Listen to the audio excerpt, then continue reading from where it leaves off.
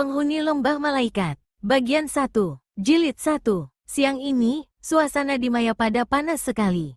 Matahari telah berada tepat di atas kepala. Sinarnya yang garang, seolah-olah hendak memanggang semua yang ada di permukaan Mayapada ini. Hah, terdengar helaan napas panjang. Tampak seorang gadis yang berambut panjang, tengah mengusap peluh yang membasahi wajah dan leher dengan sapu tangan. Sebentar, kepalanya menengadah ke atas. Sorot matanya memancarkan kejengkelan terhadap bola raksasa yang menyilaukan di atas sana. Gadis itu memiliki wajah cantik bukan main. Kulit wajah, leher, dan punggung tangannya yang tidak terbungkus pakaian putihnya, tampak putih, halus, dan mulus. Sehingga kian menambah kecantikannya, apalagi dandanan rambutnya yang terurai sampai ke bawah bahu. Dengan langkah tenang dan penuh percaya diri, gadis berpakaian putih itu memasuki sebuah kedai. Sejenak, langkahnya tertahan di ambang pintu, memperhatikan suasana dalam kedai. Ternyata kedai itu cukup ramai oleh pengunjungnya. Dari sekian meja yang terdapat di sana, hanya 2 yang masih kosong. Gadis berwajah cantik itu melangkah menghampiri meja yang masih kosong. Tidak dipedulikannya pandang mata liar dari semua pengunjung kedai. Bahkan, ada beberapa di antara mereka yang bersuit-suit. Tapi, gadis itu sama sekali tidak peduli. Dia tahu kalau sebagian besar orang yang berada di dalam kedai ini adalah tokoh persilatan. Hal itu bisa diketahui dari gerak-gerik dan senjata yang tersandang. Maka, dimakluminya saja semua itu. Selama dirinya tidak diganggu, dia akan bersikap wajar saja. Begitu keputusan yang diambilnya. Tenang dan penuh percaya diri, gadis itu duduk di kursinya. Dengan hati-hati, pedangnya yang sejak tadi tersampir di punggung, diletakkan di atas meja. Jelas, gadis ini adalah seorang tokoh persilatan pula. Sepasang matanya yang tajam, dan sesekali tampak mencorong, kian memperjelas dugaan itu. Seorang bertubuh pendek, gemuk, dan berperut gendut, melangkah tergopoh-gopoh menghampiri gadis berpakaian putih itu. Usianya sukar ditaksir, wajahnya yang tembem, memang menyulitkan orang untuk memperkirakan usianya. Tapi yang jelas, tak kurang dari 35 tahun. Mau pesan apa, Nisanak? Tanya laki-laki berperut gendut ramah. Rupanya, dia adalah pemilik kedai ini. Ayam panggang dan teh manis, Ki, sahut gadis berpakaian putih itu. Randu, potong laki-laki bertubuh pendek itu cepat, begitu gadis berpakaian putih itu menghentikan ucapannya. Gadis berambut panjang itu tersenyum manis. Aku Melati, akan segera kuambil pesananmu, Nini Melati, kata Ki Randu yang merasa senang mendapat sambutan yang begitu baik dari seorang gadis berwajah begitu cantik jelita laksana bidadari. Setelah berkata demikian, pemilik kedai itu segera beranjak untuk menyediakan pesanan gadis berpakaian putih itu. Dia ternyata Melati, putri angkat Raja Bojong Gading. Tunggu sebentar, Ki. Cegahan Melati membuat pemilik kedai itu menghentikan langkah dan memalingkan wajahnya. Ada yang bisa kubantu, Nih? Tanya Ki Randu seraya menghampiri gadis berpakaian putih itu. Apakah kau pernah melihat seorang pemuda berambut putih keperakan lewat sini, Ki? Pakaiannya ungu, dan di punggungnya tersampir sebuah guci arak. Kali ini ucapan Melati terdengar pelan. Mungkin dia tidak ingin ada orang lain yang mendengar pertanyaannya, kecuali laki-laki berperut gendut itu. Ki Randu mengernyitkan keningnya sejenak, seakan tengah mengingat-ingat. Beberapa saat lamanya dia bersikap demikian, sebelum akhirnya menggelengkan kepala. Sayang sekali, Nih, aku tak melihatnya. Suara pemilik kedai ini terdengar penuh penyesalan. Dan memang, laki-laki bertubuh pendek itu merasa menyesal karena tidak bisa menjawab pertanyaan gadis yang telah bersikap begitu ramah padanya. Melati segera mengembangkan senyum. Tidak apa-apa, Ki, ujar Melati, seolah-olah memahami dengan ketidaktahuan Ki Randu atas pertanyaannya. Oh, ya. Apa nama desa ini? Desa Garu, Nih. Melati mengangguk-anggukkan kepala. Ki Randu tidak langsung berlalu, dan masih berdiri di situ beberapa saat lamanya. Barangkali saja gadis yang berpakaian putih itu masih hendak mengajukan pertanyaan. Baru setelah yakin kalau Melati tidak bertanya lagi, lalu kakinya melangkah untuk mengambil pesanan gadis itu. Tak lama kemudian, Ki Randu sudah kembali sambil membawa makanan yang dipesan putri angkat Raja Bojong Gading itu. Tanpa mempedulikan suasana sekelilingnya, Melati lalu menyantap pesanannya. Perlahan-lahan sekali, karena dia sudah terbiasa hidup di istana yang penuh tata krama. Rupanya, gadis berpakaian putih itu makan sambil melamun. Hal ini diketahui dari pandangan matanya yang terpaku pada satu titik. Menilik dari raut wajahnya yang muram, bisa diperkirakan kalau yang mengganggu pikirannya adalah sesuatu yang menyedihkan hatinya. Memang tidak salah, Melati kini teringat gurunya yang bernama Ki Julaga. Dia telah tewas di tangan Ruksa Murka. Dan di saat dia tengah memikirkan cara membalas dendam pada kakek yang sakti luar biasa itu, didengar kabar kalau Ruksa Murka tewas di tangan Dewa Arak. Untuk jelasnya, silakan ikuti serial Dewa Arak dalam episode Dendam Toko Buangan. Tapi sampai sekarang melacak jejak pemuda itu, tetap saja belum diketemukannya. Memang beberapa kali, Melati berhasil menemukan petunjuk tentang kekasihnya. Tapi setelah sampai di sana, orang yang dicarinya telah lenyap. Dan kini dia telah kehilangan jejak sama sekali. Melati sama sekali tidak tahu kalau beberapa pasang mata tengah mengawasi semua gerak-geriknya. Dan andai kata tahu, tidak akan dipedulikannya. Memang dia saat ini tidak berminat terlibat keributan. Kematian gurunya yang mengerikan, dan kegagalannya mencari jejak kekasihnya membuat semangat gadis itu merosot jauh. Saat ini, Melati tengah membutuhkan seseorang untuk menumpahkan seluruh ganjalan hatinya. Tak lama kemudian, Melati pun menyelesaikan makannya. Setelah beristirahat sejenak, buru-buru makanannya dibayar. Kemudian kakinya melangkah meninggalkan kedai, diiringi tatapan berpasang-pasang mata liar yang berada di situ. Tanpa peduli pada sinar terik matahari yang memanggang kulitnya yang putih mulus, Melati terus melangkah. Kepalanya tertunduk ke bawah. Tampak jelas betapa loyo dan tidak bersemangat sikapnya. Gadis itu sama sekali tidak peduli pada pandangan orang-orang yang berpapasan dengannya di jalan. Kakinya terus saja melangkah. Pendengarannya yang tajam menangkap adanya langkah kaki tak jauh di belakangnya. Tapi, gadis berpakaian putih itu tetap saja tidak peduli. Selangkah demi selangkah, rumah-rumah penduduk yang semula padat mulai jarang. Kini, Melati telah mulai melewati tanah lapang luas yang hanya ditumbuhi sedikit rumput dan semak-semak yang tidak begitu tinggi. Mendadak, langkah-langkah kaki yang sejak tadi terdengar pelan, kini mulai agak keras dan bertubi-tubi. Tanpa melihat pun, Melati tahu kalau pemilik langkah-langkah yang sejak tadi mengikuti kini berusaha menyusulnya. Tak lama kemudian, di hadapan Melati telah berdiri berjajar 4 orang berwajah kasar. Mereka semua memandang kepadanya dengan sinar mata kurang ajar dan senyum memuakkan. Hehehe, seorang di antara mereka yang bercambang lebat terkekeh-kekeh. Pandangan mata mereka menjilati sekujur tubuh gadis berpakaian putih itu. Sorot mata mereka bagai seekor serigala kelaparan yang melihat anak kambing gemuk. Melati mengangkat kepalanya yang sejak tadi ditundukkan. Sepasang matanya tampak berkilat tajam penuh kemarahan ketika menatap keempat sosok tubuh yang berdiri di hadapannya. Meskipun sewaktu di ambang pintu kedai hanya mengamati sekilas, tapi bisa dikenali kalau merekalah yang tadi berada di kedai. Amarah Melati memang telah bangkit.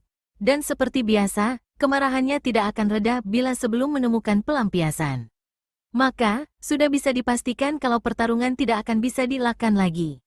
Hahaha, bila melotot seperti itu, kau malah terlihat lebih cantik, manis.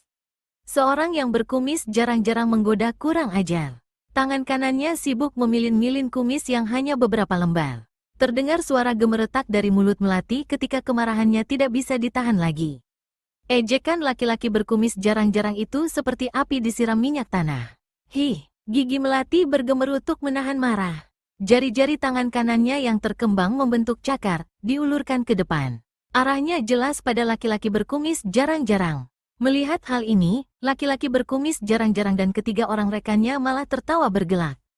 Mereka semua merasa geli melihat tindakan Melati. Jarak antara mereka hanya dapat dijangkau tangan manusia, yang panjangnya paling sedikit 1,5 kali ukuran biasa. Tapi ternyata, tawa mereka kontan terhenti, dan berganti keterkejutan. Ternyata tangan gadis berpakaian putih itu benar-benar berhasil menangkap leher baju laki-laki berkumis jarang-jarang. Mereka tak habis pikir, salahkah perhitungan mereka? Sehingga, jarak yang sebenarnya hanya sejangkauan tangan, terlihat jadi 1,5 jangkauan? Ataukah gadis itu diam-diam melangkah maju? Tapi, jelas-jelas terlihat kalau Melati sama sekali tidak bergeming dari tempatnya semula. Mereka sama sekali tidak tahu kalau murid Ki Julaga itu mengeluarkan jurus naga merah mengulur kuku dalam juluran tangannya tadi. Tapi ketiga orang itu tidak bisa berpikir lebih lama lagi. Karena, begitu Melati telah berhasil mencengkeram leher baju laki-laki berkumis jarang-jarang itu, secepat itu ditariknya. Sebelum keempat orang itu berbuat sesuatu, tangan kiri Melati telah bergerak menamparkan ke arah pipi. Plak, plak, plak.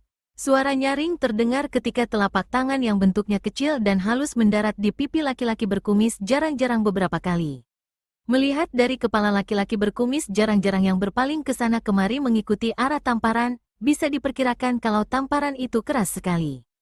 Untung saja Melati mengerahkan sebagian kecil tenaganya. Kalau sedikit saja ditambah pengerahan tenaga dalamnya, laki-laki berkumis jarang-jarang itu pasti tewas dengan sekujur tulang-tulang pipi remuk. Meskipun begitu, tak urung darah muncrat keluar dari mulut laki-laki itu. Kedua pipinya langsung bengkak dan membiru, sehingga membuat sepasang matanya hampir tak terlihat lagi. HMH, sambil mengeluarkan dengusan di hidung, Melati mengayunkan tangan yang mencekal leher baju. Kelihatan pelan saja gerakan itu, tapi akibatnya, tubuh laki-laki itu terlempar jauh seperti diseruduk banteng. Brukek, dibarengi berdebuk keras, tubuh laki-laki kasar yang sial itu mendarat di tanah berjarak sekitar 6 tombak dari tempatnya semula. Keparat, laki-laki berkumis jarang-jarang itu berseru memaki setelah beberapa saat lamanya mengadu-adu kesakitan. Suaranya terdengar aneh, karena pipinya bengkak menggembung. Dan begitu gema ucapannya habis, dia lalu bangkit berdiri. Kini goloknya langsung dicabut. Ketiga orang rekannya yang sejak tadi terdiam seperti terpaku, langsung sadar begitu mendengar makian rekannya. Perempuan liar, perempuan tak tahu diuntung, maki laki-laki berkumis jarang-jarang itu. Kau rupanya tidak suka diperlakukan baik-baik. Kalau begitu maumu, kuturuti. Jangan menyesal bila kau kami telanjangi dan kami perkosa sampai mati. Sepasang mata Melati langsung mencorong tajam. Kemarahan amat sangat seketika melanda hatinya. Dan semua ini terjadi akibat ucapan lelaki berkumis jarang-jarang itu. Tapi baik laki-laki berkumis jarang-jarang maupun ketiga rekannya sama sekali tidak merasa gentar. Mereka tahu kalau gadis berpakaian putih telah begitu marah. Dan mereka pun tahu kalau Melati memiliki ilmu kepandaian. Tapi, seberapa sih tingginya kepandaian seorang gadis yang masih muda? Mustahil kalau gadis ini tidak bisa ditundukkan. Diiringi pekikan nyaring, keempat orang itu menyerbu Melati. Karena masih ingin menikmati kemolekan tubuh putri angkat Raja Bojong Gading itu, mereka tidak menggunakan senjata dalam serangan ini. Melati yang telah dilanda kemarahan, tidak ingin bertindak tanggung-tanggung lagi. Disadarinya kalau orang-orang macam ini amat berbahaya. Tampak jelas kalau mereka sulit disadarkan. Kalau dibiarkan hidup pun, pasti hanya akan menimbulkan korban bagi orang lain. Maka gadis berpakaian putih ini bertekad melenyapkan 4 orang itu selama-lamanya. Tapi sebelum gadis berpakaian putih bertindak, manusia-manusia tidak tahu malu. Bisanya hanya mengeroyok seorang wanita. Berbarengan terdengarnya bentakan itu, melesat sesosok bayangan keemasan. Langsung dipapaknya serangan 4 orang kasar itu. Maka sesaat kemudian, terdengar pekikan-pekikan disusul berpentalannya tubuh-tubuh 4 orang pengeroyok Melati. Diiringi suara berdebuk keras, tubuh-tubuh mereka jatuh di tanah. Mereka kontan tidak bergerak lagi untuk selamanya. Karena saat tubuh mereka terpental, nyawa mereka pun ikut melayang. Orang-orang seperti mereka, sudah seharusnya dikirim ke neraka selama-lamanya, kata sosok bayangan keemasan itu sambil membalikkan tubuhnya menghadap Melati, setelah terlebih dahulu mengebut-ngebutkan pakaiannya. Terima kasih atas pertolonganmu, Kisanak, ucap Melati pelan tidak bersemangat. Tidak nampak adanya kegembiraan pada wajah Melati, karena mendapatkan pertolongan.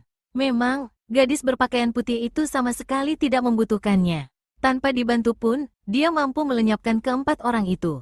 Lupakanlah, tolong-menolong antara sesama manusia adalah merupakan hal biasa, elak sosok tubuh keemasan itu merendah sambil tersenyum lebar. Dia ternyata seorang pemuda berwajah tampan. Sebaris bulu-bulu halus dan tipis di atas bibirnya kian menambah ketampanannya. Pakaiannya indah dan mewah menandakan kalau dia adalah orang berada. Atau paling tidak, putra seorang pejabat kerajaan. Melati tersenyum hambar sebagai tanggapannya. Gadis itu mengenalinya sebagai orang yang tadi berada di kedai juga. Oh, ya, siapakah namamu, Nisanak? Dan mengapa berada di sini? Lalu, hendak kemanakah tujuannya? Bertubi-tubi pemuda tampan berpakaian terbuat dari benang-benang emas itu mengajukan pertanyaan. Aku Palguna, aku Melati dan tengah mencari kawanku, sahut Melati mulai agak bersemangat. Sekilas, timbul harapan di hatinya. Barangkali saja, pemuda tampan berpakaian warna emas ini mengetahui Dewa Arak berada. Kalau boleh tahu, siapakah kawanmu itu, Nini Melati? Tanya Palguna sigap. Dan, bagaimana ciri-cirinya? Namanya Arya Buana. Dia seorang pemuda berusia sekitar 22 tahun. Pakaiannya berwarna ungu, menyandang guci di punggung, dan memiliki rambut yang berwarna putih keperakan, potong Palguna. Benar, apakah kau melihatnya, Palguna? Tanya Melati cepat. Semangatnya kontan bangkit begitu mendengar sambutan Palguna. Palguna menganggukkan kepala. Di mana, Palguna? Tanya Melati cepat. Keinginannya untuk bertemu kekasihnya memang sudah menggebu-gebu. Mengenai tempatnya, aku tidak bisa menunjukkan secara pasti. Dan andai kata ku beritahukan, kau juga tidak akan mengetahuinya. Lalu, suara Melati mulai pelan kembali. Seri di wajahnya pun kontan lenyap. Bagaimana kalau kita pergi bersama-sama ke sana, usul Palguna. Melati tercenung sejenak. Dahinya tampak berkernyit dalam, pertanda kalau tengah berpikir keras. Baiklah kalau begitu, kata gadis berpakaian putih itu setelah beberapa saat lamanya terdiam. Tapi, ingat, kalau kau menipuku, jangan harap akan membiarkanmu hidup. Hahaha, Palguna tertawa bergelak. Siapa sih yang tega menipu seorang gadis secantikmu, Melati? Sepasang mata Melati berkilat mendengar ucapan Palguna. Kontan wajah pemuda berpakaian mewah itu berubah. Maaf, aku bukan bermaksud kurang ajar, Melati, ucap Palguna buru-buru memperbaiki ucapan sebelumnya. Aku hanya mengatakan apa adanya. Melati sama sekali tidak menanggapinya. Kurasa, kita harus secepatnya menuju tempat kawanku itu, sebelum dia pergi, kata Melati, mengalihkan pembicaraan. Kau benar, Melati, sambut Palguna cepat. Lega hatinya melihat Melati tidak melanjutkan persoalan tadi. Watak gadis berpakaian putih ini memang sukar diduga. Setelah berkata demikian, Palguna segera melesat ke depan. Tahu kalau gadis berpakaian putih itu adalah seorang persilatan juga, pemuda berpakaian mewah itu tanpa ragu-ragu segera mengerahkan ilmu meringankan tubuhnya. Sehingga dalam beberapa kali langkah saja, dia sudah berjarak belasan tombak dari tempat semula. Melati hanya menggerakkan bagian bibir atasnya saja melihat hal itu. Entah apa maksudnya, hanya dia sendiri yang tahu. Berbarengan kembalinya bibir atasnya ke tempat semula, tubuhnya pun melesat ke depan. Luar biasa, hanya dalam beberapa kali langkah saja, gadis itu telah hampir berhasil menyusul Palguna yang telah berkelebat lebih dahulu. Sekejap kemudian, Melati telah berlari mensejajari Palguna. Begitu mereka telah berlari berdampingan, Melati pun mengurangi kecepatan larinya. Gadis itu yakin kalau seluruh ilmu meringankan tubuh yang dimiliki dikerahkan, Palguna akan tertinggal jauh. Kau ternyata hebat juga, Melati, kata Palguna kaget.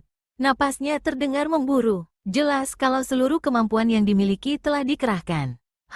Gumam Melati perlahan.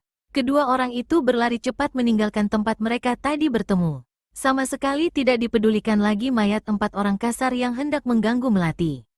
Jilid 2. Melati dan Palguna masih saja berlari walau suasana gelap menyelimuti bumi. Malam memang telah tiba. Rembulan yang tampak di langit laksana berbentuk alis seorang gadis manis, tampak begitu tidak berdaya menerangi persada. Apakah sebaiknya kita beristirahat dulu, Melati, usul Palguna seraya menolehkan kepala menatap wajah cantik yang berada di sebelahnya. Kedua alis Melati hampir bertautan mendengar usul yang diajukan pemuda berpakaian mewah itu. Meskipun begitu, langkahnya sama sekali tidak dihentikan. Sehingga, mau tidak mau Palguna terus juga berlari kalau tidak ingin tertinggal. Baiklah, ucap Melati memutuskan. Tapi, di mana tempat beristirahat?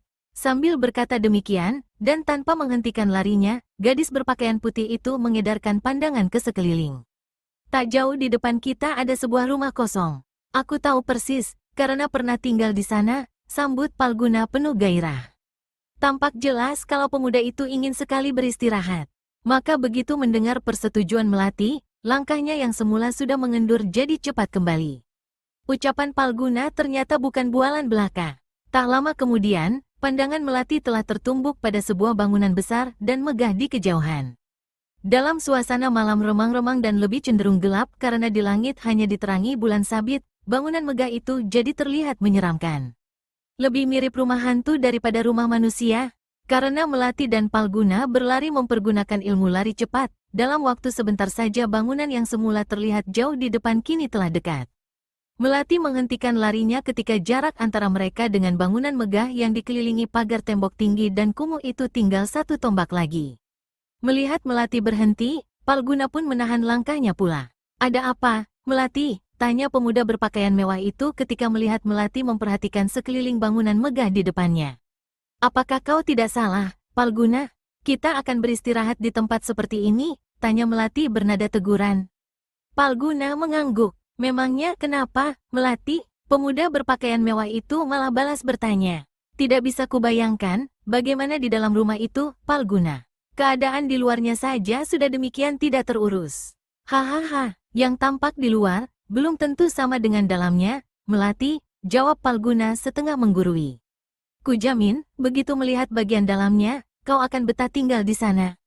Maksudmu, meskipun sudah cukup jelas, tapi Melati masih juga mengajukan pertanyaan. Bagian dalam bangunan itu bersih, Melati. Obor-obornya pun bertengger di sana-sini. Jadi kalau kau tidak betah gelap, tinggal nyalakan obor-obor itu saja. Beres, kan? Melati terdiam. Ayolah, ajak Palguna sambil mengulurkan tangan, memegang tangan Melati untuk mengajak masuk ke dalam. Tidak usah menuntunku, Palguna, ketus suara gadis berpakaian putih itu seraya menepiskan tangan pemuda berpakaian mewah yang akan menggandengnya. Aku bukan kambing, maaf, Palguna buru-buru meminta pengertian, sebelum amarah putri angkat Raja Bojong Gading itu kian menjadi-jadi. Aku lupa diri karena ingin buru-buru menunjukkan bagian dalam bangunan ini. Lupakanlah, Palguna, Melati mengulapkan tangannya. Jelas kalau tidak ingin memperpanjang masalah itu. Palguna tidak berani bersikap sembrono lagi. Dia pun mendahului melangkah masuk gerbang yang sudah memiliki pintu. Melati melangkah mengikuti di belakang Palguna. Pemuda berpakaian mewah itu kelihatan melangkah tanpa memperhatikan sekelilingnya. Namun, Melati malah bersikap waspada. Pendengarannya dipasang setajam mungkin. Sekujur urat saraf dan ototnya pun menegang, bersikap menghadapi segala kemungkinan. Tapi ternyata semua kecurigaan Melati sama sekali tidak beralasan. Sampai mereka melewati halaman depan yang cukup luas, dan tiba di teras bangunan itu, sama sekali tidak terjadi apa-apa. Krit, suara bergerit tajam terdengar ketika Palguna mendorongkan daun pintu yang terbuat dari kayu jati tebal dan berukil. Menilik dari bunyinya, sudah bisa diketahui kalau daun pintu itu sudah lama tidak dipergunakan. Begitu daun pintu terkuak, Palguna segera melangkah masuk ke dalam diikuti Melati. Suasana gelap menyergap begitu daun pintu itu tertutup kembali. Tentu saja hal ini membuat Melati tegang. Di tempat gelap seperti ini, pandangan matanya sama sekali tidak berguna. Yang diandalkan hanya pendengarannya untuk berjaga-jaga terhadap serangan gelap yang datang. Ketegangan yang melanda Melati tidak berlangsung lama. Karena sesaat kemudian, terdengar suara berdetak dari beradunya dua buah batu disusul memerciknya bunga-bunga api.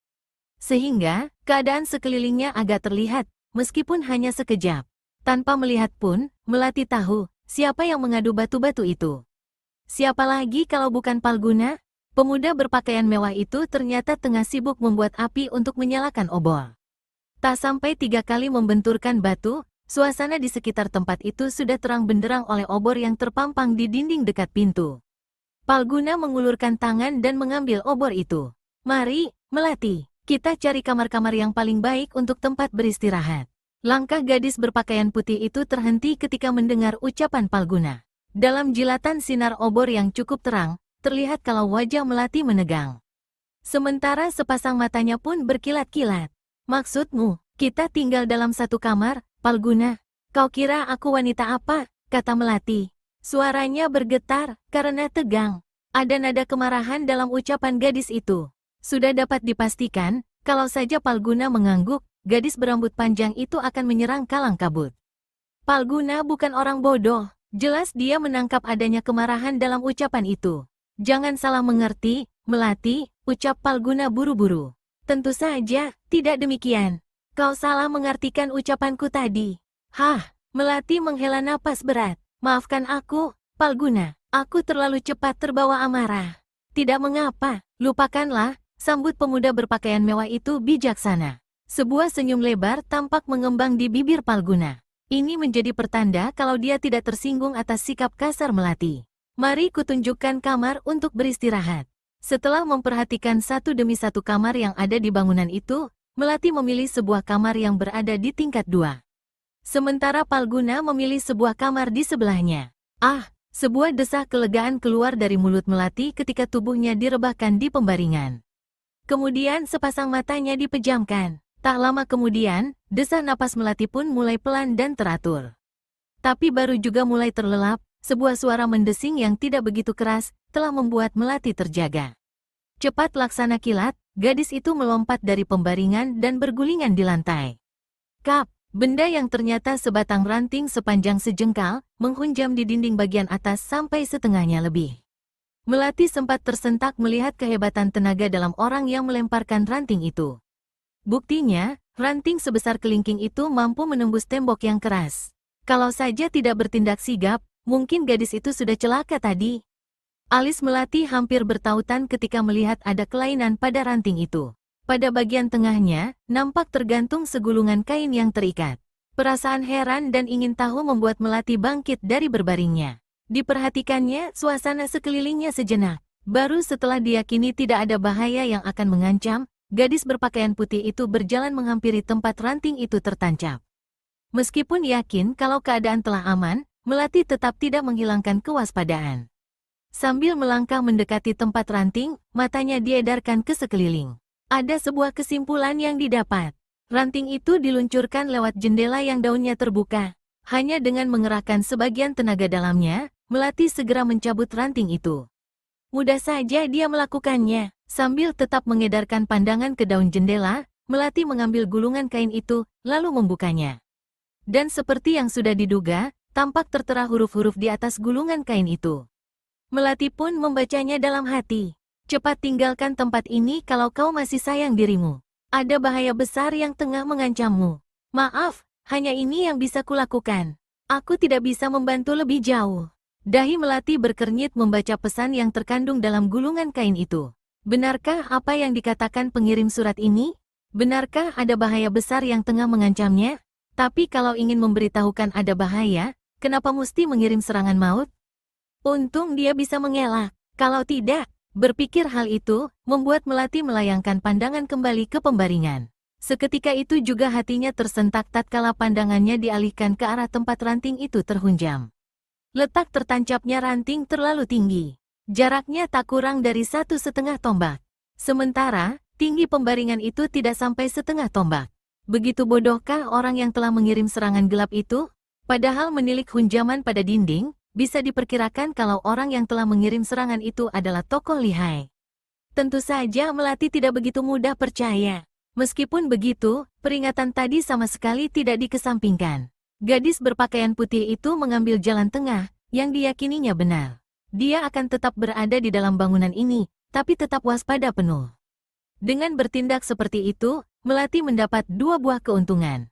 Kalau peringatan itu memang benar, dia telah bersiap-siap menghadapi bahaya yang datang mengancam. Sedangkan andai kata tidak benar dan merupakan perangkap, dia tidak masuk perangkap yang dipasang pengirim pemberitahuan itu. Melati menghela napas lega setelah mengambil keputusan. Setelah menyimpan gulungan kain yang berisikan pesan untuknya, kakinya melangkah menghampiri jendela dengan kewaspadaan penuh. Tapi sampai Melati menutupkan jendela yang daunnya terbuka, tidak terjadi apa-apa. Gadis berpakaian putih itu kembali ke pembaringannya dengan benak dipenuhi berbagai pertanyaan. Siapakah orang yang telah mengirimkan peringatan itu? Benarkah ada bahaya mengancam? Dengan adanya kejadian tadi, Melati tidak ingin tertidur kembali. Memang, dia kembali menghampiri pembaringan. Tapi tidak untuk tidur, melainkan bersemadi. Gadis berpakaian putih itu lalu duduk bersila. Punggungnya diluruskan. Kedua tangan dengan jari-jari terbuka dipertemukan di depan dada. Sementara arah ujung-ujung jarinya menuding ke langit. Tak lama kemudian, putri angkat Raja Bojong gadis itu telah tenggelam dalam keheningan semadinya. Kini yang terdengar hanyalah desah napas yang keluar masuk dari hidung dan mulut Melati. Belum juga Melati sampai di pintu, mendadak. Brakek, daun pintu itu dihajar dari luar. Dan pada saat itulah dari balik pintu yang tertutup rapat, terlihat sesosok bayangan hitam melangkah masuk. Melati terkejut bukan main melihat hal ini. Belum berapa lama tenggelam dalam keheningan semadinya, pendengaran Melati yang tajam mendengar adanya suara pelan dari luar pintu. Kalau saat itu Melati tidak tengah bersemadi, mungkin tidak akan mendengarnya. Dari sini saja, bisa diketahui kelihayan pemilik langkah itu. Tanpa menunggu waktu lebih lama lagi, gadis berpakaian putih itu langsung menghentikan semadinya.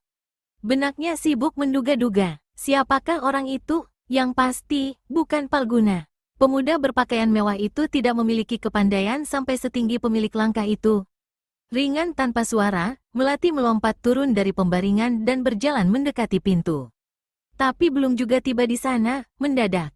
Brakek, daun pintu itu hancur berkeping-keping. Karuan saja hal ini membuat Melati terkejut bukan kepalang. Gadis itu segera melompat ke belakang. Dan pada saat itulah, dari balik pintu yang tertutup rapat, melesat sesosok bayangan hitam.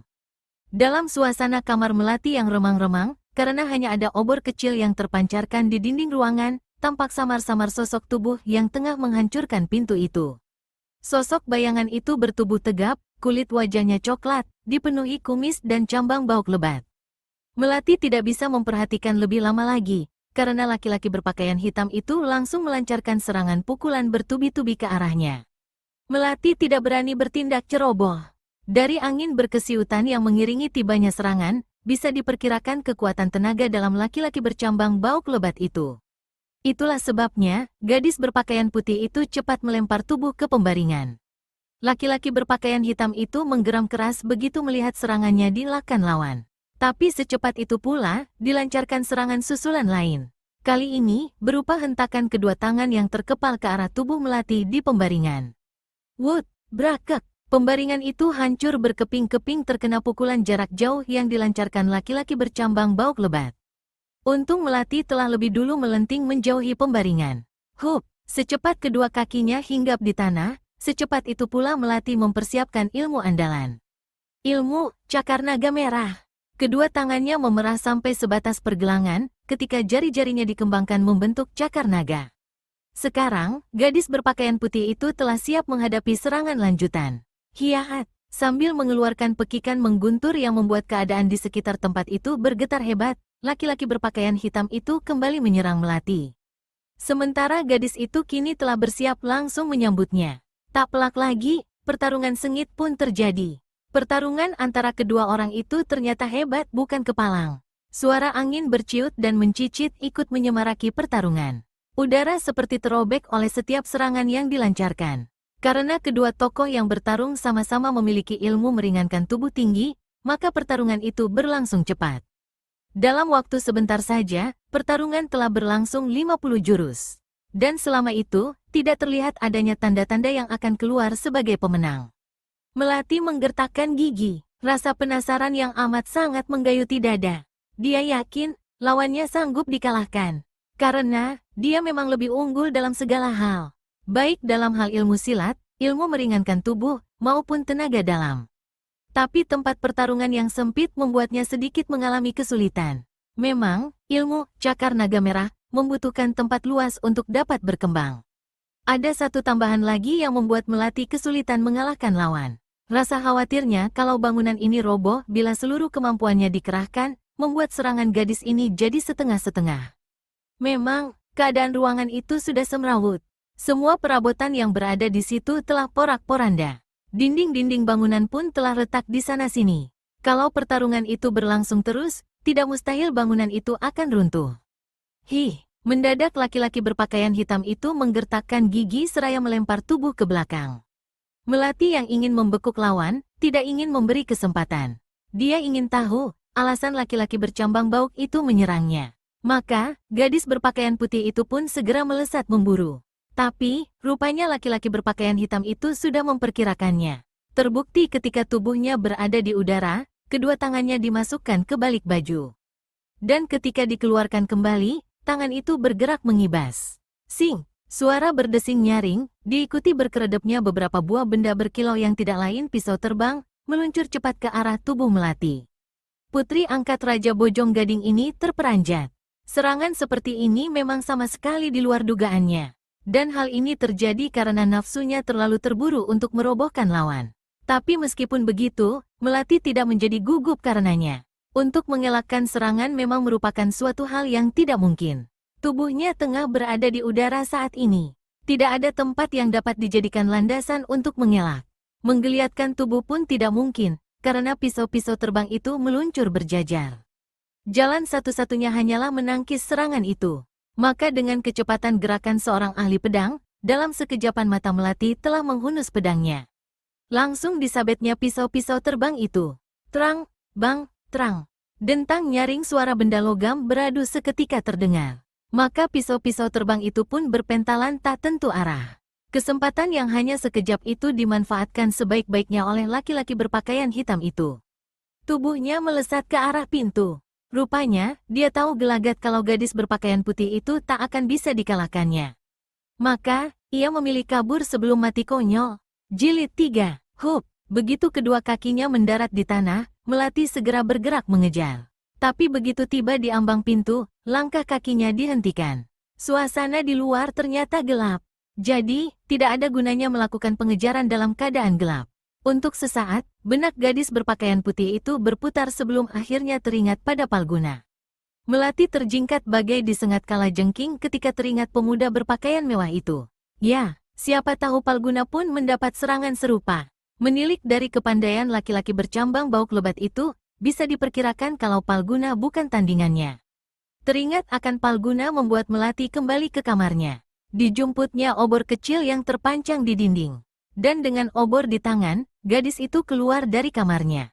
Tujuannya sudah jelas. Kamar Palguna. Melati melangkah, bersikap waspada penuh. Pendengarannya dipasang setajam mungkin, agar dapat menangkap suara sekecil apapun. Selangkah demi selangkah gadis berpakaian putih itu melangkah maju. Dan dengan demikian, selangkah demi selangkah pula, jaraknya dengan kamar Palguna semakin dekat. Hampir Melati terpekik ketika melihat pintu kamar Palguna. Ambang pintu itu kini sudah tidak memiliki daun lagi. Sehingga, sinar obor yang terpancang di dinding kamar membias sampai ke depan kamar. Dengan perasaan khawatir, putri angkat Raja Bojong Gading ini melangkah menghampiri. Meskipun keinginan untuk segera mengetahui nasib Palguna demikian menggebu-gebu, namun masih bisa ditahannya. Disadari kalau sikap sembrono dan buru-buru malah akan mencelakakan dirinya. Tapi lagi-lagi kekhawatiran Melati sama sekali tidak terbukti. Sampai di ambang pintu kamar Palguna, tidak ada kejadian apapun yang menimpa. Palguna, jerit Melati keras oleh perasaan kaget ketika melihat tubuh pemuda berpakaian mewah itu tergeletak di lantai. Setelah berkata demikian, Melati bergerak menghampiri tubuh Palguna. Meskipun begitu, kewaspadaan gadis itu sama sekali tidak berkurang. Sepasang matanya beredar ke sekeliling ruangan itu. Walau hanya sekilas, tapi cukup bagi Melati untuk mengetahui keadaan kamar ini. Yang jelas tak berbeda dengan kamarnya. Porak-poranda, jelas, kalau di tempat ini telah terjadi sebuah pertarungan sengit. Dengan sepasang mata yang tetap memperhatikan suasana sekelilingnya, Melati berjongkok begitu telah berada di dekat tubuh Palguna yang tergolek. Gadis berpakaian putih itu ingin memeriksa keadaan Palguna. Di saat itulah, tanpa diduga-duga, tangan Palguna bergerak.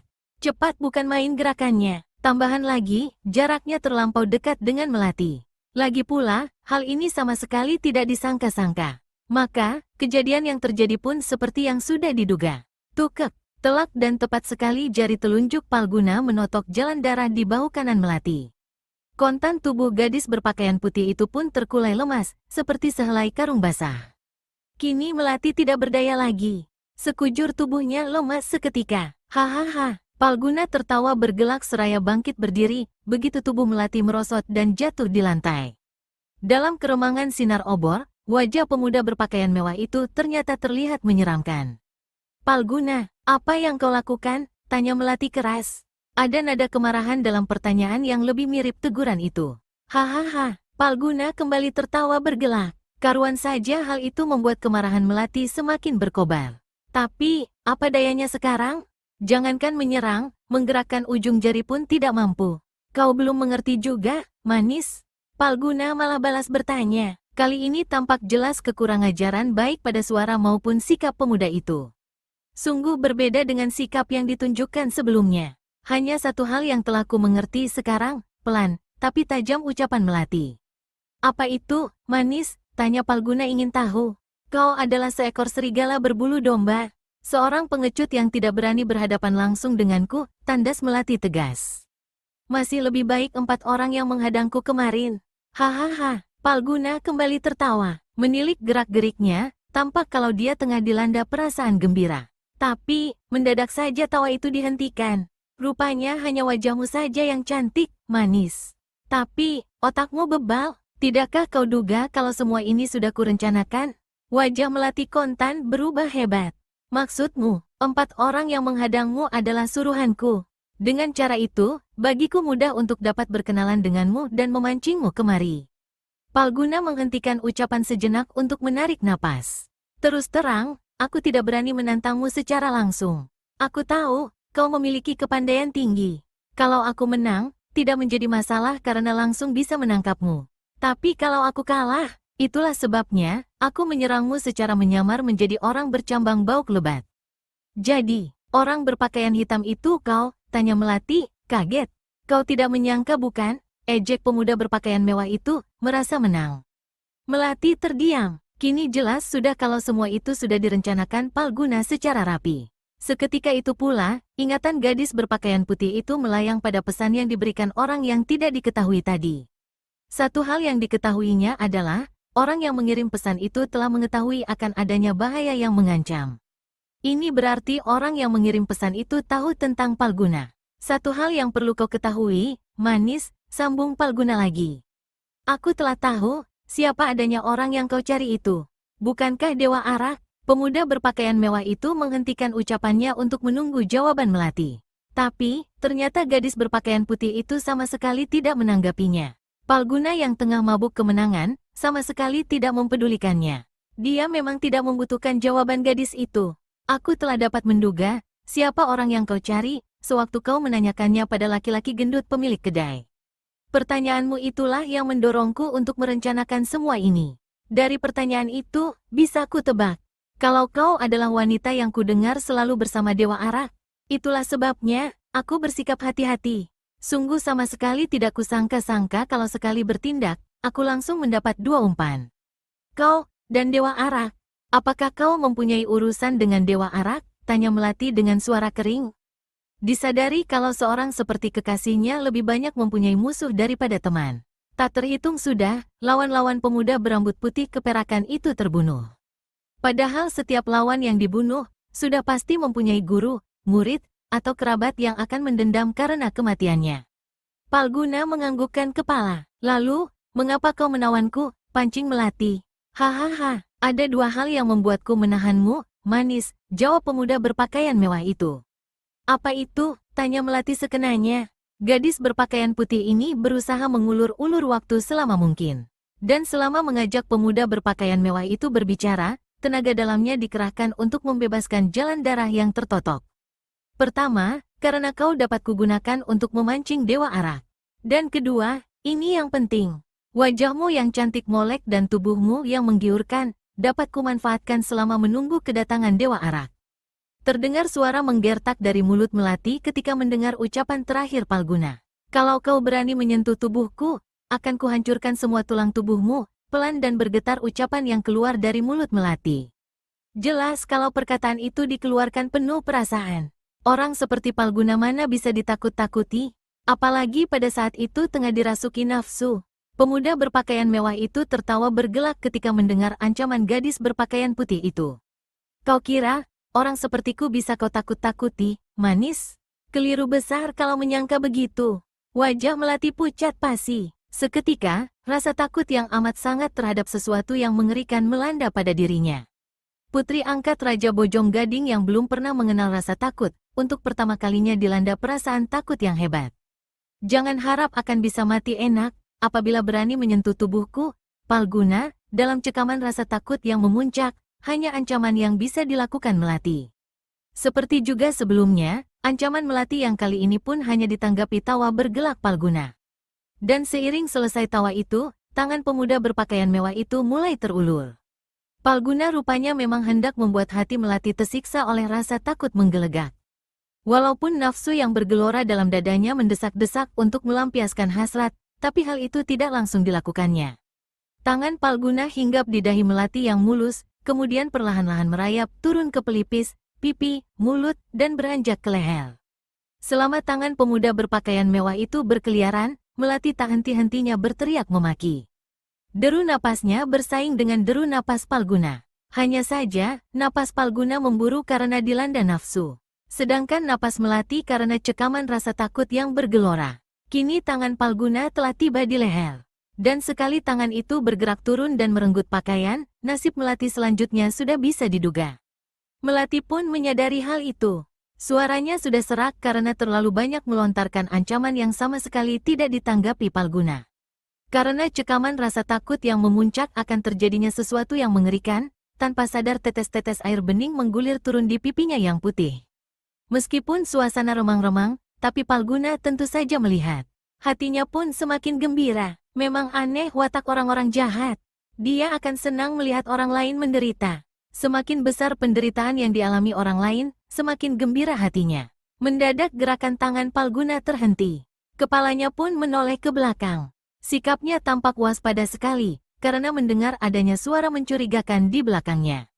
Melati yang sama sekali tidak mendengar apapun karena tenggelam oleh rasa takut yang menggelegak, mencoba memasang pendengarannya.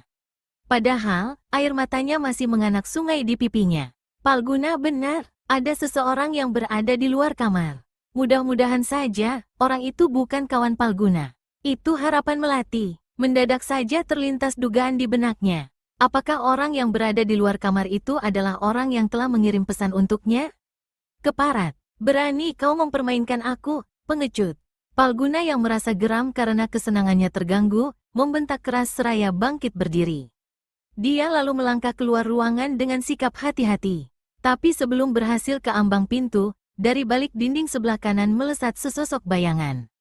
Cepat bukan main gerakannya, sehingga ketika melewati pintu, hanya berupa sekelebat bayangan hitam saja. Hei, Palguna segera melesat mengejar. Tapi, ternyata sosok bayangan itu memiliki gerakan gesit. Sehingga, dalam beberapa kali lesatan saja, sudah lenyap di keremangan rumah itu. Keparat, maki Palguna dengan kegeraman yang tampak jelas dalam suaranya. Dengan obor di tangan, kepalanya menoleh ke sana kemari untuk mencari-cari sosok bayangan hitam tadi. Mendadak langkah pemuda itu terhenti ketika teringat sesuatu. Melati, jangan-jangan sosok bayangan itu telah menipunya, kemudian membawa lari tahanannya. Mendapat dugaan seperti itu, membuat Palguna khawatir bukan kepalang. Buru-buru tubuhnya berbalik dan melesat kembali ke kamarnya. Palguna tiba di ambang pintu kamarnya bertepatan dengan melompat masuknya sosok bayangan hitam dari jendela. Dugaan pemuda berpakaian mewah itu ternyata benar. Rupanya, sosok bayangan hitam tidak menyangka kalau Palguna akan kembali secepat itu. Terbukti, dia kelihatan kaget bukan kepalang. Meskipun tidak tampak jelas karena wajahnya dipenuhi coreng-moreng arang hitam, tapi dari langkahnya yang secara mendadak berhenti, tampak jelas perasaan kaget bagai melanda hatinya. Begitu melihat sosok bayangan hitam itu, tanpa membuang-buang waktu lagi, Palguna segera menghentakkan kedua kepalanya ke depan. Langsung dilepaskannya serangan pukulan jarak jauh. Wut, deru angin keras mengiringi tibanya serangan pukulan itu. Bisa diperkirakan kuatnya tenaga yang terkandung dalam serangan Palguna ini. Sosok tubuh berwajah coreng-moreng yang menilik dari bentuk tubuhnya adalah seorang laki-laki, rupanya juga bisa memperkirakan kedahsyatan serangan itu. Hal ini bisa dilihat dari ketidakberaniannya memapak pukulan jarak jauh itu dengan pukulan jarak jauh pula. Bahkan tubuhnya malah dilempar ke samping dan bergulingan. Dengan mengelaknya laki-laki berwajah coreng-moreng itu, maka serangan pukulan jarak jauh Palguna terus meluncur ke belakang. Jendela yang memang tepat di belakang laki-laki berpakaian hitam itu kontan terhantam. Brakek, jendela itu kontan hancur berantakan mengeluarkan suara hiruk-pikuk memekakkan telinga. Baik Palguna maupun laki-laki berwajah penuh coreng-moreng itu sama sekali tidak sempat memperhatikannya.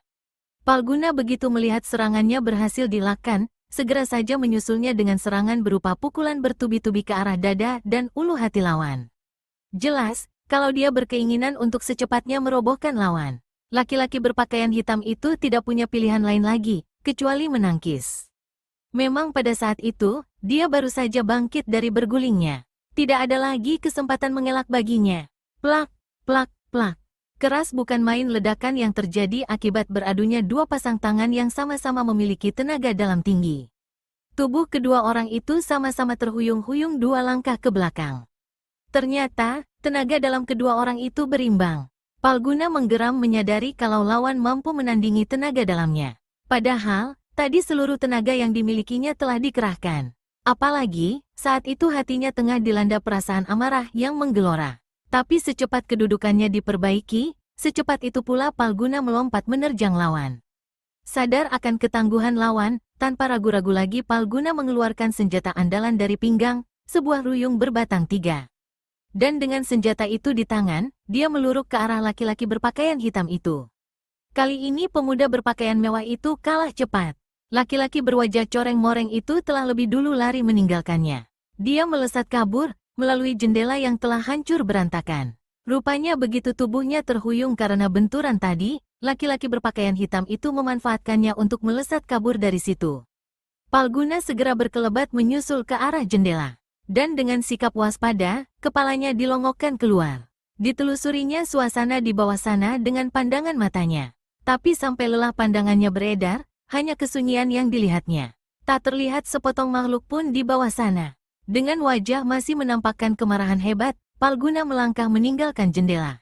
Dahinya berkernyit dalam memikirkan laki-laki berwajah coreng-moreng tadi. Siapakah sebenarnya laki-laki yang ternyata lihai itu? Mengapa berada di sini? Dan mengapa hendak menyelamatkan tahanannya? Mengapa dia melarikan diri, padahal hanya baru bertarung segebrakan saja? Bukankah jika bertarung sungguhan belum tentu kalah? Berbagai macam pertanyaan bergayut di benak Palguna. Dan dengan kepala masih dipenuhi berbagai macam pertanyaan, Palguna menghempaskan pantatnya di pembaringan setelah menyimpan kembali ruyungnya di pinggang. Dibiarkan saja Melati terbaring di lantai. Keinginannya untuk memperkosa gadis berpakaian putih itu telah berkurang banyak, karena adanya gangguan yang sama sekali tidak disangka-sangka. Palguna khawatir, laki-laki berpakaian hitam itu datang lagi di saat dirinya lengah. Dan bila itu terjadi, mungkin dirinya akan celaka. Laki-laki berwajah coreng-moreng itu terbukti memiliki kepandaian seimbang dengannya. Dalam keadaan biasa pun, Palguna tidak yakin akan bisa mengalahkan laki-laki berwajah coreng-moreng. Apalagi, kalau dirinya berada dalam keadaan lengah. Itulah sebabnya, kini Palguna tidak mengganggu Melati. Pemuda berpakaian mewah itu sibuk berjaga-jaga terhadap kedatangan laki-laki berpakaian hitam yang luar biasa.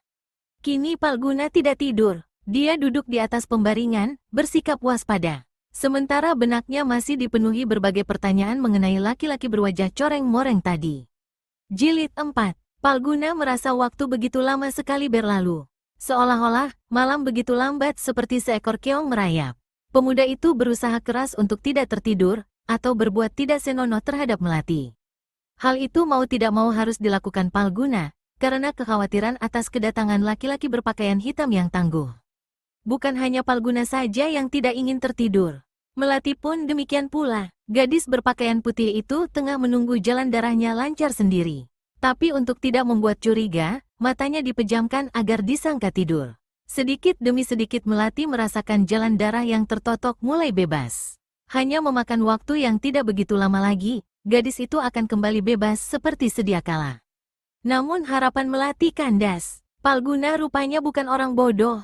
Dia tahu pengaruh totokan itu lama-kelamaan akan punah sendiri. Apalagi kalau yang ditotok adalah orang seperti Melati yang memiliki tenaga dalam tinggi.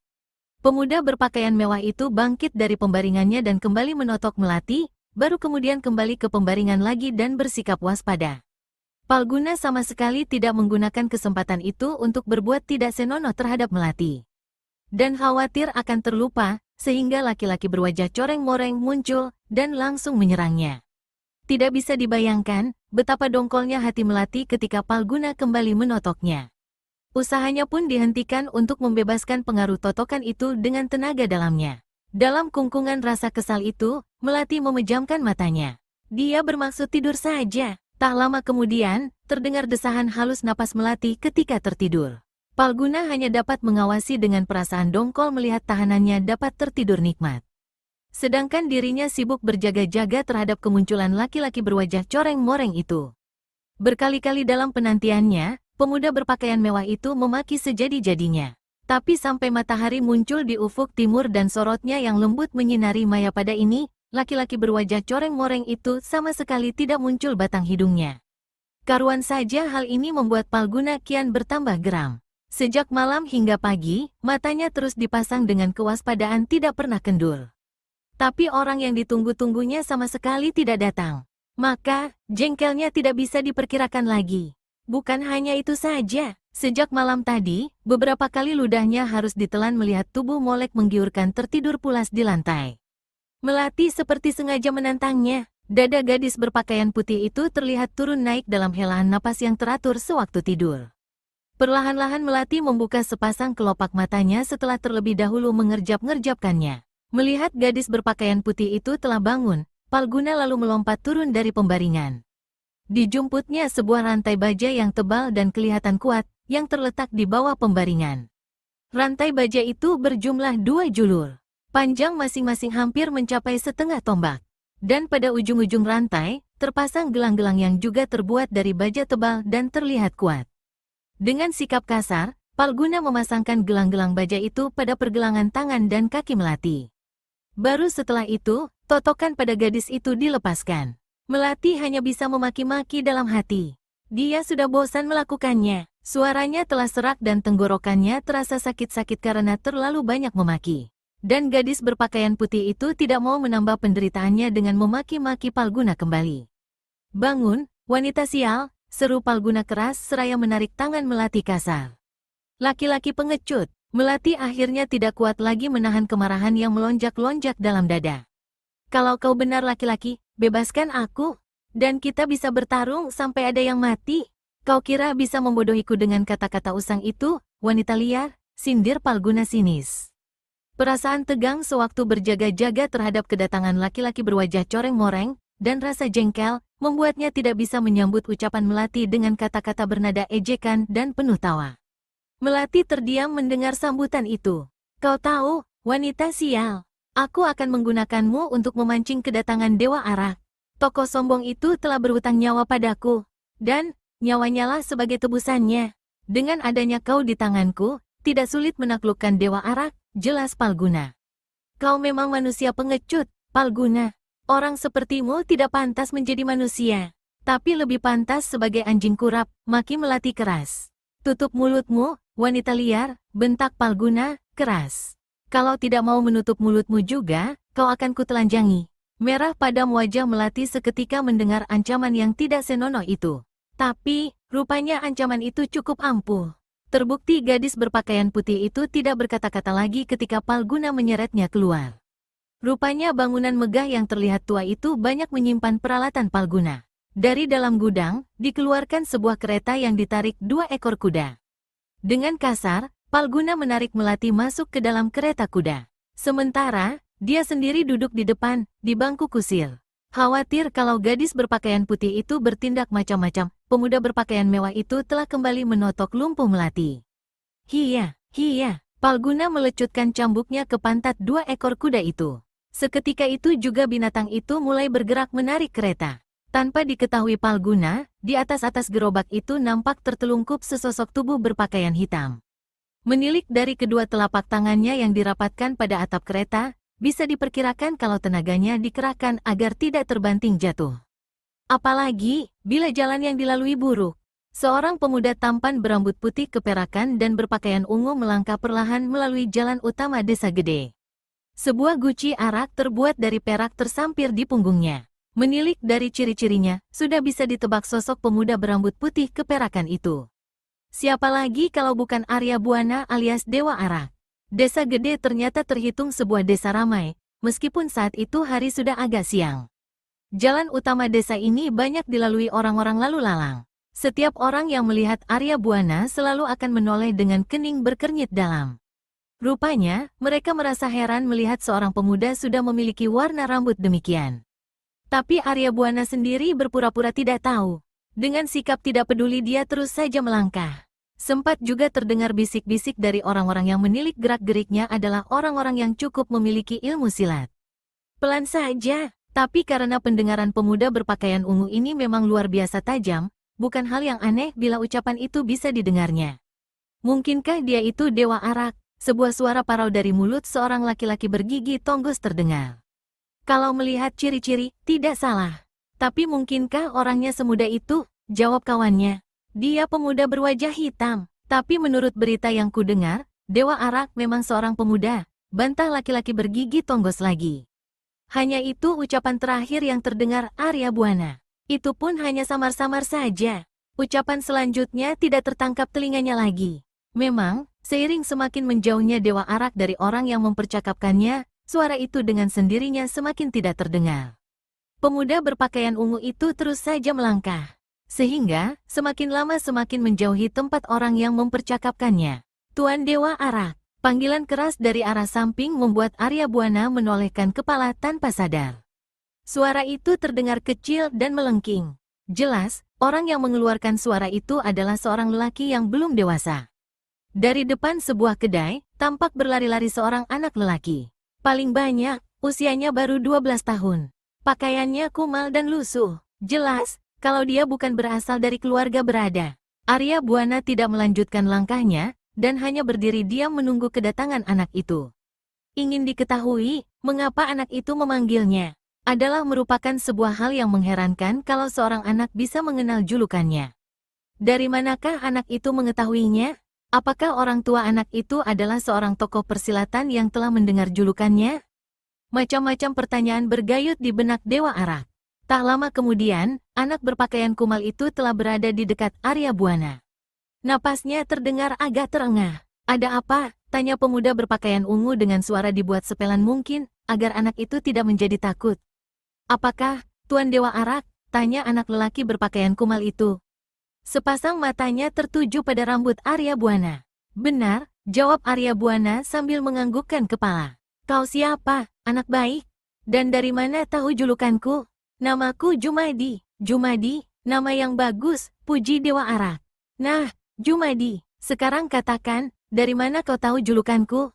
Dari orang yang menyuruhku menitipkan ini, jawab Jumadi polos sambil menyerahkan segulungan kain pada Arya Buana. Pemuda berpakaian ungu itu segera menerima angsuran gulungan kain dengan dada berdebar tegang. Tanpa melihat pun sudah bisa diketahui kalau di dalam gulungan kain itu terdapat pesan. Entah permohonan pertolongan, tantangan, atau ancaman. Terima kasih, Jumadi, ucap Dewa Arak ketika gulungan kain itu telah diterimanya. Kemudian Dewa Arak menjumput uang yang ada di buntalan kainnya. Lalu, diberikannya pada bocah lelaki itu. Ini untukmu. Maaf, Tuan Dewa Arak. Aku tidak bisa menerimanya, tolak Jumadi sopan. Heh, kenapa? Sepasang alis Arya Buana hampir bertautan. Orang yang menitipkan itu telah memberi upah padaku. Kalau kau tidak mau menerima uang ini, aku pun tidak mau menerima gulungan kain ini, gertak pemuda berpakaian ungu itu seraya mengangsurkan gulungan kain kembali. Jumadi kebingungan sejenak, sebelum akhirnya mengulurkan tangan menerimanya. Terima kasih, Tuan, ucap bocah lelaki berbaju lusuh itu. Arya Buana hanya tersenyum, dan dengan dada berdebar tegang, dibukanya gulungan kain itu, dan langsung dibaca isinya. Sedangkan Jumadi yang rupanya tahu diri, segera beranjak meninggalkan pemuda berambut putih keperakan itu. Dewa Arak, Melati, kekasihmu ada di tanganku. Silakan datang untuk mengambilnya, bila kau menginginkan dia selamat. Aku menunggumu di lembah malaikat. Melati, desah Dewa Arak. Seketika perasaan Arya Buana resah karena khawatir akan keselamatan kekasihnya. Berbagai macam dugaan berkecamuk dalam benaknya. Benarkah Melati ditawan orang yang bertempat tinggal di lembah malaikat? Dan di manakah gerangan letak lembah malaikat? Arya Buana menggerakkan jari-jari tangannya meremas gulungan kain itu. Kontan kain itu hancur berkeping-keping, mengeluarkan suara gemerisik pelan. Karena, Arya Buana mengerahkan tenaga pada remasannya. Jumadi, tunggu sebentar. Jumadi yang telah berjalan sekitar 5 tombak, menghentikan langkah dan menoleh. Hanya sekali langkah, Dewa Arak telah berada di hadapan Jumadi. Kau tahu, siapa orang yang mengirimkan pesan ini untukku? Tanya Arya Buana tanpa mempedulikan keheranan bocah berpakaian lusuh itu. Rupanya, Jumadi merasa heran melihat hanya dengan sekali langkah pemuda berpakaian ungu itu telah berada di hadapannya. Jumadi menggelengkan kepala. Bisa kau beritahukan ciri-cirinya, desak pemuda berambut putih keperakan itu. Dewa Arak memang ingin mengetahui, siapa sebenarnya orang yang telah mampu menyandera Melati. Jumadi mengernyitkan dahinya dalam usaha mengingat-ingat orang yang telah mengirimkan pesan itu untuk Dewa Arak. Orangnya masih muda, Tuan. Tampan, berkulit putih, dan berpakaian mewah. Sepasang alis Dewa Arak hampir bertautan mendengar ciri-ciri yang disebutkan bocah berpakaian lusuh itu. Arya Buana mencoba mengingat-ingat, barangkali saja pernah bertemu orang yang dimaksud. Tapi sampai lelah mengingat, diyakininya kalau tidak pernah bertemu orang itu sebelumnya. Oh, ya, Tuan. Masih ada lagi titipan untuk Tuan. Sambil berkata demikian, Jumadi yang rupanya baru teringat mengambil sesuatu dari balik bajunya. Kemudian, diangsurkannya pada Dewa Arak. Wajah Arya Buana langsung berubah ketika melihat benda yang dipegang Jumadi. Dewa Arak kenal betul pemilik benda yang ternyata adalah sebuah pita yang berujung bunga melati. Itu adalah hiasan yang tergantung di pedang melati. Tidak salah lagi, kekasihnya telah ditawan. Dengan tangan agak gemetar, Dewa Arak mengambil pita berwarna merah yang di ujungnya tergantung bunga melati. Ditatapnya bunga itu beberapa saat lamanya. Berbagai macam perasaan bercampur aduk dalam hati pemuda berambut putih keperakan itu. Rasa rindu, cemas, dan marah bercampur aduk menjadi satu. Apakah orang itu memberitahukan padamu, di mana letaknya lembah malaikat itu, Jumadi? Tanya Arya Buana. Jumadi menganggukkan kepala pertanda membenarkan. Orang itu memang memberitahukannya, lembah malaikat terletak di Bukit Jambul. Tuan tahu letaknya? Arya Buana menggelengkan kepala. Dan memang, sebenarnya dia tidak tahu letak Bukit Jambul itu. Orang yang menitipkan pesan mengatakan, Tuan harus melakukan perjalanan ke arah timur. Lama perjalanan ke sana, selama 1 hari menunggang kuda. Bukit itu akan tampak dari kejauhan, Tuan. Warnanya putih, begitulah keterangan yang diberikan orang itu. Arya Buana mengernyitkan kening. Sungguh tidak diduga kalau perjalanan menuju lembah malaikat cukup jauh juga. Terima kasih, Jumadi. Setelah berkata demikian, Arya Buana membalikkan tubuhnya dan melangkah meninggalkan tempat ini. Dalam keinginannya untuk segera tiba dan menyelamatkan kekasihnya, pemuda berpakaian ungu itu langsung mengerahkan seluruh ilmu meringankan tubuh. Hanya sekali langkah saja, Dewa Arak telah berada dalam jarak 11 tombak dari tempatnya semula. Wah, Jumadi berseru takjub. Sepasang matanya terbelalak lebar ketika melihat dalam sekejapan saja, tubuh Dewa Arak telah mengecil menjadi sebesar kepalan tangan. Kemudian, akhirnya lenyap di telan kejauhan. Bukan hanya Jumadi saja yang terperanjat. Orang-orang yang kebetulan melihat pun berdecak penuh kagum. Jilid 5. Arya Buana melakukan perjalanan cepat. Dia hanya menghentikan larinya apabila kedua kakinya telah tidak kuat lagi melangkah. Karena melakukan perjalanan seperti itu, maka keesokan harinya Dewa Arak telah memasuki mulut sebuah desa yang terletak dekat lembah malaikat. Dengan rambut kusut Masai, dan kedua kaki yang terasa lelah bukan kepalang, pemuda berpakaian ungu itu melangkah perlahan memasuki sebuah kedai. Arya Buana tertegun di ambang pintu kedai ketika melihat suasana kedai yang sepi. Beberapa buah meja dan kursi yang terdapat di situ, tampak kosong dari pengunjung. Hanya ada seorang pengunjung kedai yang tengah sibuk menyantap makanan. Dia adalah seorang kakek yang memiliki kumis dan jenggot sedikit, tapi berwarna putih. Rambutnya panjang dan berwarna putih pula. Pakaiannya longgar dan berwarna coklat.